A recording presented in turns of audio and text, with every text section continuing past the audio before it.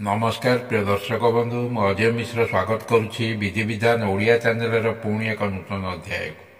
दर्शक बंधु, स्नान करने द्वारा मन में पवित्रता आसी जाए।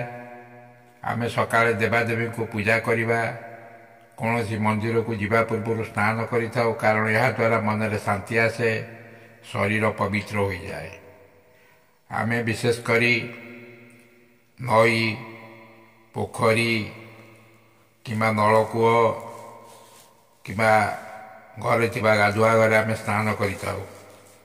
दर्शक बंधु, यही गाधोइबा समय रे यदि यही मंत्र को पाठ करी स्नान करा जाए, तेबे आमे गंगा स्नान फल पाई थाउ।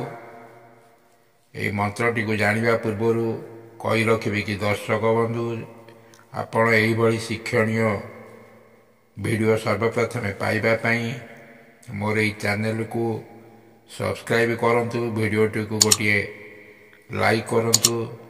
एबे आसंतु जानिबा सेही मंत्रटी को। ओम गंगे च यमुने चैव गोदावरी सरस्वती नर्मदे सिंधु कावेरी जलस्मिन् सन्निधिं कुरु। ओम गंगे च यमुने चैव गोदावरी सरस्वती नर्मदे सिंधु कावेरी जलस्मिन् सन्निधिं कुरु। अर्थात गंगा, यमुना, गोदावरी, सरस्वती, नर्मदा, सिंधु, कावेरी यही तीर्थ जलराशि मानकु मु आवाहन करुछि। मोर यही पानी को पवित्र कर दियो, जहाँद्वारा मोर समस्त पाप नाश हो।